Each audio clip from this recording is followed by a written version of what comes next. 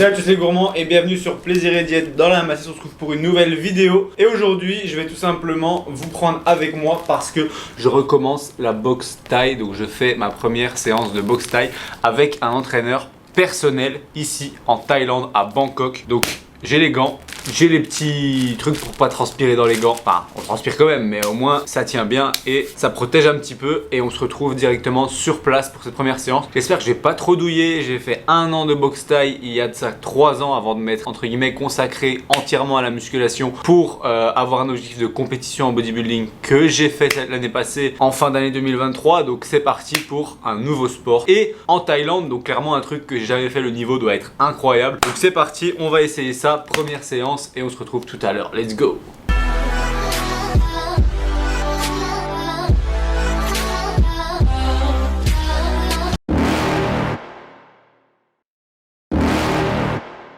You're never gonna make it, you're not good enough. There's a million other people with the same stuff. You really think you're different? Man, you must be kidding. Think you're gonna hit it, but you just don't get it. It's impossible, it's not probable, you're irresponsible. Too many obstacles, you gotta stop it, yo. You gotta take it slow, you can't be a pro, don't waste your time no more. Who the fuck are you to tell me what to do? I don't give a damn if you say you disapprove. I'm gonna make my move, I'm gonna make it soon. And I'll do it cause it's what I wanna fucking do. Cause all these opinions and all these positions, they come in millions, they blocking your vision. But no, you can't listen, that shit is all fiction. Cause you hold the power as long as you're dreaming.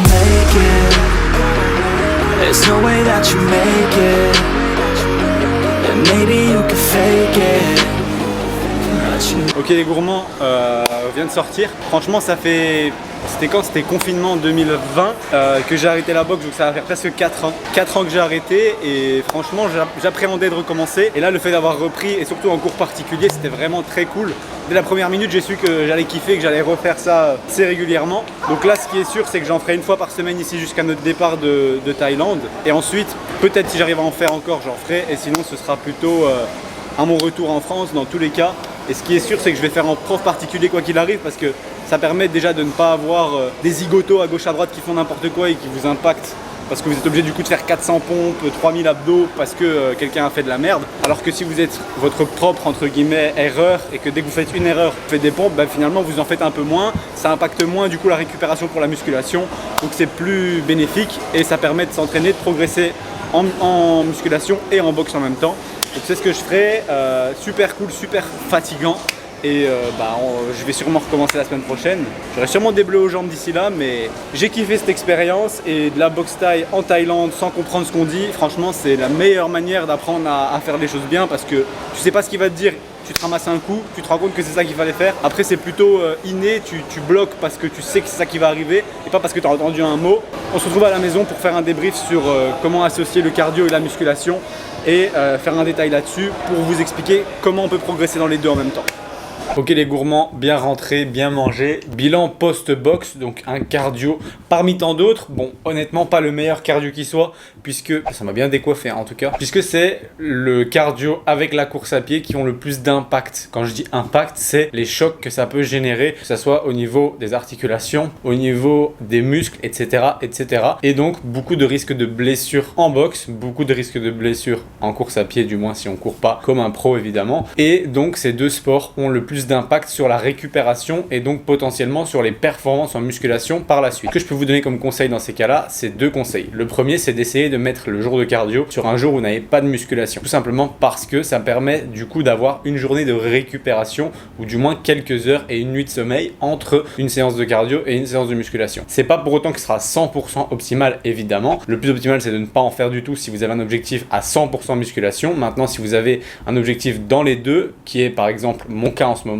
eh bien le fait de les séparer d'une journée est quand même intéressant. Si vous ne pouvez pas vous le permettre et que vous devez faire les deux en même temps, vous avez qu'à viser entre guillemets en premier l'exercice qui est le plus important pour vous et pour lequel vous voulez progresser le plus. Soit par exemple dans mon cas la musculation, donc si j'avais dû le faire sur une journée, j'aurais d'abord fait ma séance de musculation et ensuite la boxe. Est-ce que j'aurais fait les deux à la suite? Dans l'idéal non, j'aurais essayé de faire la muscu le matin et la boxe le soir, ce que je faisais il y a 4 ans. Du coup en gros dans ces cas-là le mieux c'est d'au moins avoir 6 heures entre entre les deux et d'avoir au moins un repas assez riche en glucides et en protéines pour bien récupérer entre les deux et dans l'idéal assez rapidement après la musculation. Et évidemment encore un repas après la boxe, tout simplement pour bien récupérer avant la séance du lendemain s'il y en a une. Donc voilà les... bon évidemment je dis boxe, mais voilà, peu importe le cardio. Si vous avez déjà un bon niveau en musculation, c'est pas parce que vous allez commencer à faire du cardio en plus que vous allez perdre votre masse musculaire. Au contraire, vous allez peut-être un petit peu, on va dire, impacter votre système nerveux et donc votre récupération et vos performances. Mais c'est assez minime. La science montre assez récemment que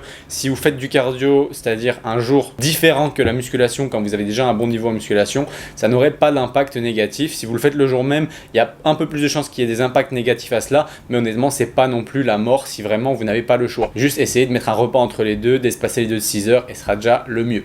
Donc voilà, j'espère que cette petite vidéo vous a donné des conseils à ce niveau-là, que vous savez maintenant comment gérer les deux. Faire les deux à la suite sans manger, c'est pas la meilleure des idées, et mettre le cardio en premier si jamais vous avez un objectif de prise de muscle prioritaire, c'est pas une bonne idée non plus. Quant à moi, j'espère que cette vidéo vous aura plu. Si c'est le cas, vous pouvez toujours cliquer sur j'aime et même vous abonner. Pensez à cocher la cloche de notification pour être averti de la prochaine vidéo, puisqu'en ce moment il y en a une par jour pendant 100 jours. Donc en gros encore bien, je pense qu'il va encore rester 70 vidéos. Donc restez connectés et moi je vous dis à demain pour une autre vidéo.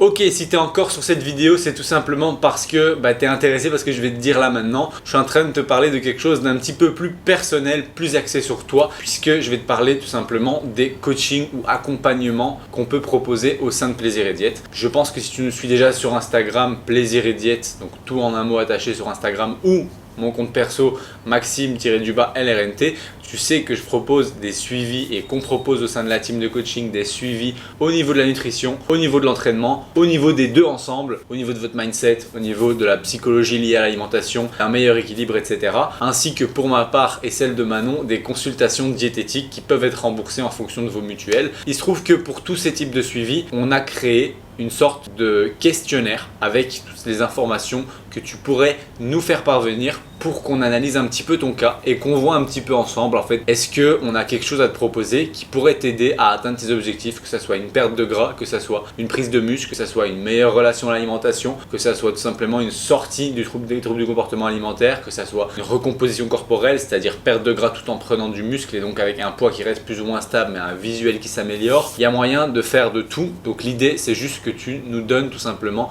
les informations sur toi dans le petit questionnaire dans la description. C'est un questionnaire gratuit qui te permet de réserver un appel avec un membre de la team pour en discuter gratuitement pendant une trentaine de minutes, voire même 45 minutes si nécessaire, et qu'on puisse répondre à tes questions sur comment on peut t'aider, etc.